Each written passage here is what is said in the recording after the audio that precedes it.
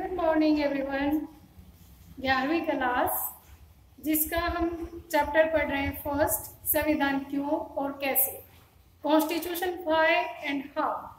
अब तक के वीडियोस में हमने पढ़ा कि संविधान क्या है, इसकी विशेषताएं क्या हैं, संविधान किसी भी देश के लिए क्यों जरूरी है, और फिर हमने पढ़ा था कि भारतीय संविधान किस प्रकार बनाया गया, किसने बनाया। आज का हमारा टॉपिक रहेगा संविधान के स्रोत, कि हमारा संविधान किन परिस्थितियों में बना और कहाँ कहाँ से कौन कौन से प्रावधान हमने लिए, उसके बारे में आज हम चर्चा करेंगे। भारत का संविधान एक बहुत ही विशाल संविधान है। इसमें 395 अनुच्छेद,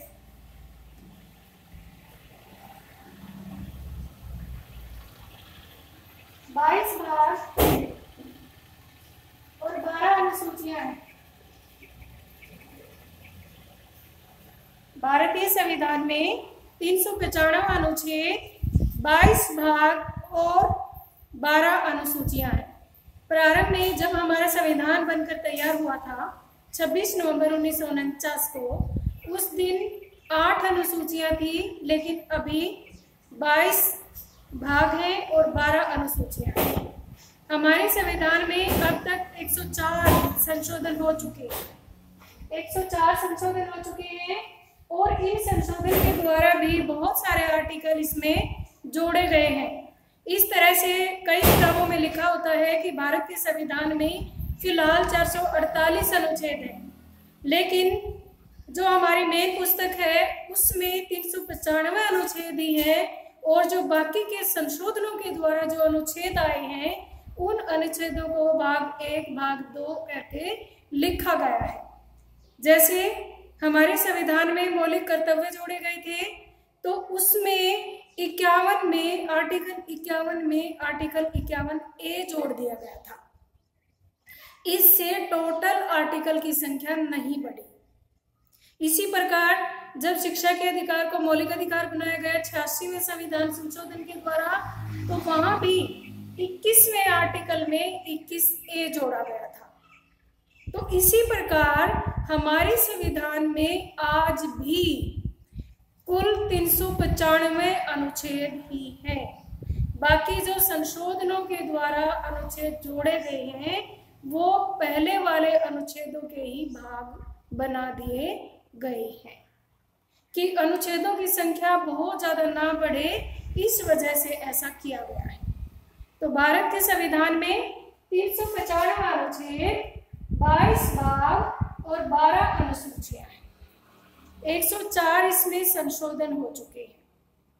कल मैंने आपको पढ़ा था कि भारत का संविधान कठोरता और लचीलेपन का एक समन्वय है। तो उसमें मैंने ये भी बताया था कि जरूरत और परिस्थितियों के अनुसार भारत में समय समय पर संशोधन किए जाते रहे हैं। तो अब तक 1 जनवरी 2020 तक अभी 104 संशोधन हो चुके हैं।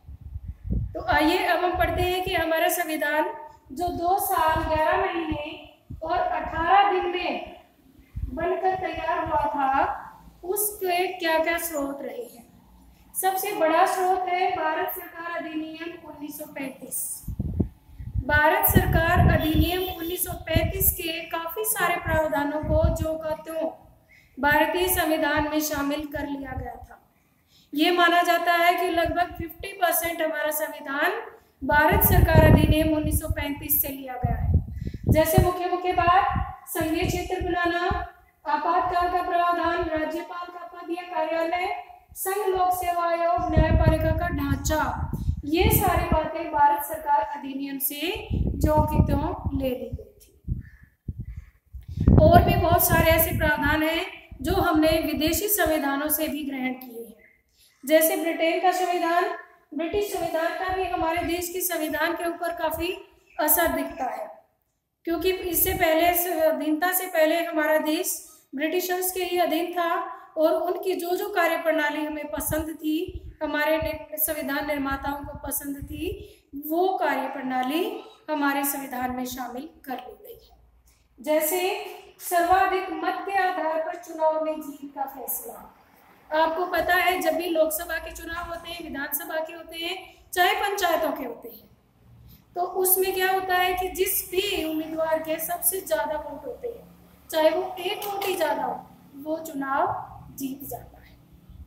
जैसे अगर हम 2014 के चुनाव में देखें तो उस दौरान राई हलके में जो उम्मीदवार था वो सिर्फ 3 वोटों से जीता, चाहे 1 लाख वोट से जीते, चाहे जितने मर्जी ज्यादा वोटों से जीते, चाहे 1 वोट से जीते, जीत ही होती है। तो ये प्रावधान हमने ब्रिटेन के संविधान से लिया है, जो सबसे आगे वही जीते। ये प्रावधान ब्रिटिश संविधान से लिया गया है। दूसरी बात क्या ली है हमने वहां से? सरकार का संसदीय स्वरूप। जो 2 सदनात्मक हमारा संसद है, जिसमें राष्ट्रपति, लोकसभा और राज्यसभा संसद के सदस्य होते हैं, तो वो जो संसदीय स्वरूप है वह भी ब्रिटेन के संविधान से लिया गया है। तीसरी बात है कानून के शासन का विचार। हमारे देश में कानून का शासन है, कानून से ऊपर कोई भी नहीं है, सबके ऊपर एक बराबर कानून लागू होता है। ये विचार भी हमने ब्रिटेन के संविधान से लिया। नेक्स्ट है विधायिका में अध्यक्ष का पद। जैसे आपने कभी टीवी पर लोकसभा की कार्यवाही सुनी हो तो सभी लोग इन द चेयर, जो भी होता है, जो भी चेयरमैन होता है, उसको ही अपनी बात बता रहे होते हैं। तो जो वही कार्यवाही को कंडक्ट करता है, वही विधायकों को बोलने का मौका देता है, और किसको पहले मौका देना है, किसको बाद में देना है, ये सारा डिसीजन भी अध्यक्ष का होता है। तो जो विधायिका में अध्यक्ष का पद है, उसका विचार भी हमने ब्रिटेन के संविधान से लिया है। 5वीं बात, कानून निर्माण की विधि। कानून कैसे बनेंगे? विधान पालिका कानून बनाएगी, उसमें एक्सपर्ट की समिति होगी, प्रथम वाचन होगा, द्वितीय वाचन होगा, तृतीय वाचन होगा, फिर दूसरे सदन को जाएगा वो विचार, और फिर राष्ट्रपति के सिग्नेचर होंगे। तो ये प्रावधान भी, ये प्रक्रिया भी हमने ब्रिटेन के संविधान से ली है। अंडरस्टूड? मुख्य 5 बातें जो हमने ब्रिटेन के संविधान से ली है। सबसे पहली बात तो ये है कि जो सबसे आगे वही जीते वाला प्रावधान। दूसरी, संसदात्मक जो व्यवस्था है वो। तीसरा, कानून की प्रक्रिया, कानून के शासन का विचार, विधायिका में अध्यक्ष का पद, और कानून निर्माण की प्रक्रिया का विचार हमने ब्रिटेन के संविधान से लिया है। समझ गए? तो अब देखते हैं और कौन कौन से देश से हमने क्या क्या लिया है। नंबर 2 तो ब्रिटेन का संविधान। नंबर 3 जिससे हमने और कुछ चीजें ली हैं, अमेरिका का संविधान। अमेरिका का संविधान सबसे पुराना संविधान है, जो 1776 में लिखा गया था। 1776 में अमेरिका को आजादी मिली थी, 1784 में इसका संविधान बन करके तैयार हुआ था। ओके, तो इस संविधान से हमने क्या क्या प्रावधान लिए हैं? मौलिक अधिकारों की सूची। मौलिक अधिकारों की सूची, जो हमारे देश में मौलिक अधिकार दिए गए हैं नागरिकों को, 6 प्रकार के जो मौलिक अधिकार हैं, वो अधिकारों की प्रेरणा हमें ब्रिटेन में अमेरिका के संविधान से मिली है। फिर बात आती है न्यायिक पुनरावलोकन। न्यायपालिका, स्वतंत्र न्यायपालिका का विचार, न्यायिक निर्णय को दोबारा से देखने का, यानी पुनर्अवलोकन, दोबारा से देखने का, दोबारा से उनका अवलोकन करने का विचार भी अमेरिका के संविधान से लिया गया है। और एक मुख्य बात, जो प्रस्तावना की जो प्रारंभ है, प्रस्तावना है ना हमारे संविधान की, प्रस्तावना का जो प्रारंभ है वो भी अमेरिका के संविधान से लिया गया है। We the people of India, हम भारत के लोग, ऐसा ही अमेरिका के संविधान में भी लिखा हुआ है, प्रस्तावना में भी हम अमेरिका के लोग। अंडरस्टूड? तो प्रस्तावना के प्रारंभिक शब्द अमेरिका के संविधान से, मौलिक अधिकारों का प्रावधान अमेरिका के संविधान से, न्यायपालिका की स्वतंत्रता यानी न्यायिक पुनरावलोकन, वो भी अमेरिका के संविधान से लिया गया है। फिर बात आती है कनाडा के संविधान से हमने क्या लिया है? कनाडा के संविधान से हमने लिया है सशक्त केंद्रीय सरकार वाली संघात्मक व्यवस्था। सशक्त केंद्रीय सरकार वाली संघात्मक व्यवस्था हमने कनाडा के संविधान से ली है। संघ व्यवस्था तो देखिए हमारे पास पहले भी थी, शक्तियों का वितरण पहले भी किया गया था। संघ व्यवस्था यही तो होती है जिसमें शक्तियों का बंटवारा किया जाता है केंद्र और राज्यों के बीच में। अंडरस्टूड? तो संघ व्यवस्था तो हमारे पास पहले भी थी, भारत सरकार अधिनियम 1935 में भी थी। यहाँ पर कनाडा से हमने क्या लिया कि इसमें हमने केंद्र को मजबूत बनाया। सशक्त केंद्रीय सरकार वाली संघात्मक व्यवस्था का विचार कनाडा के संविधान से लिया है। और तीसरी बात हमने क्या ली है, अवशिष्ट शक्तियों का सिद्धांत, रेजिड्यूरी पावर। जो अवशिष्ट शक्तियां हैं, जैसे आपने 10वीं क्लास में पढ़ा होगा कि हमारे देश में जितने भी सब्जेक्ट हैं उनको 3 सूचियों में बांटा गया है, केंद्र सूची, राज्य सूची और समवर्ती सूची। लेकिन उसके बाद भी कुछ ऐसे विषय रह जाते हैं जो किसी भी सूची में नहीं आए, उन्हें कहते हैं हम अवशिष्ट शक्तियां। और इन अवशिष्ट शक्तियां होती हैं केंद्र के पास।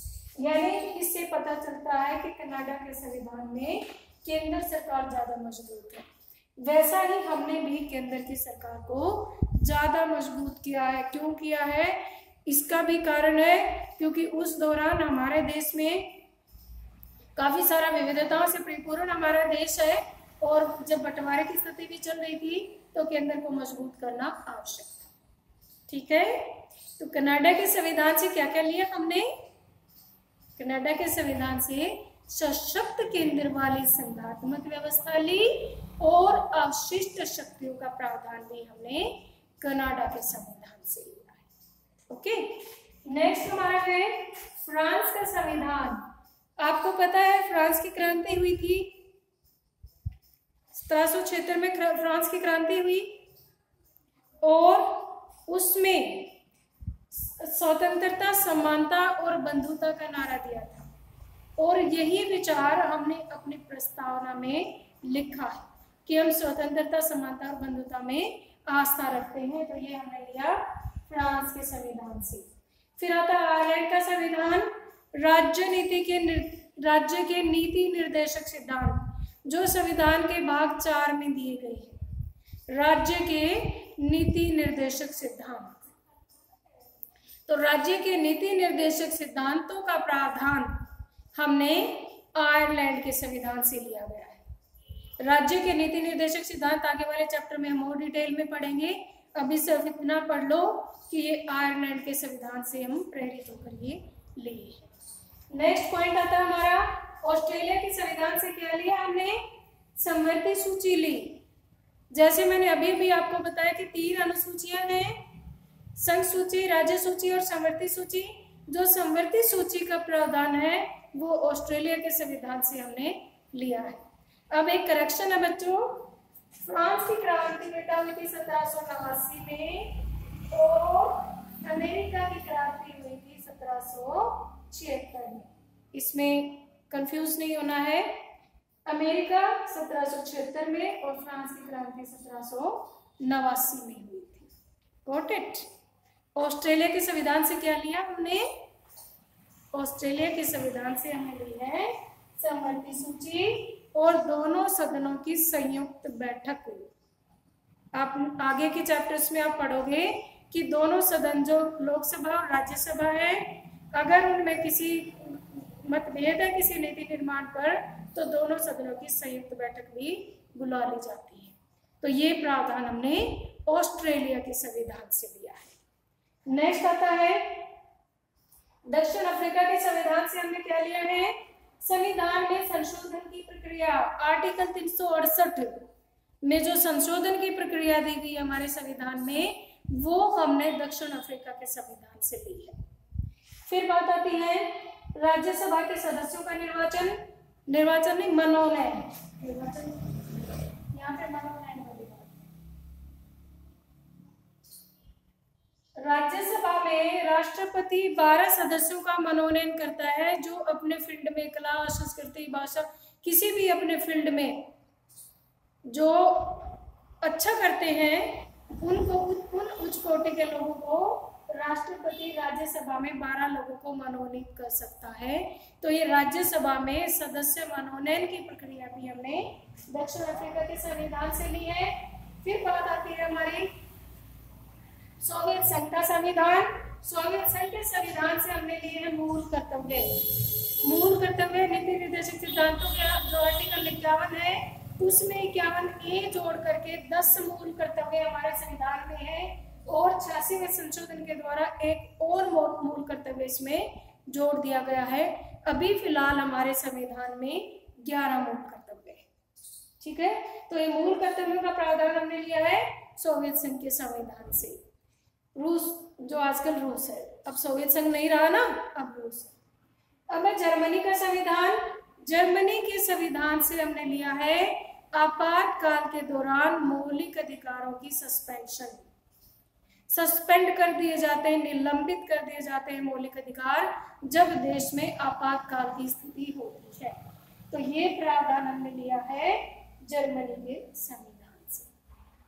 बहुत इंपॉर्टेंट क्वेश्चन है, कॉम्पिटिटिव एग्जाम्स में पूछ लिया जाता है कि संसदात्मक प्रणाली किस देश के संविधान से ली गई है, या फिर मौलिक अधिकारों का किस देश के संविधान से लिया गया है, या फिर मौलिक कर्तव्य जो मूल कर्तव्य हैं वो किस देश के संविधान से प्रेरित होकर के हमने अपने संविधान में शामिल किए। अंडरस्टूड?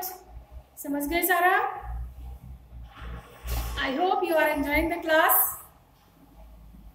तो आज का हमारा टॉपिक यही है कि भारतीय संविधान के स्रोत क्या क्या है। अब बात आती है, अब कई लोग इसकी आलोचना कर देते हैं कि भारतीय संविधान उधार का थैला है, बाकी लोगों से उधार ली, अपने थैले में भर ली। अब इतने देशों से हमने लिया है, तो जिनको सही डिटेल नहीं पता वो लोग तो यही कहेंगे ना कि हमने क्या किया, 2 साल 11 महीने 18 दिन हमने क्या किया, हमने तो ज्यादातर देशों से कोई भी प्रावधान उठाया और ले लिया। लेकिन ऐसा नहीं है।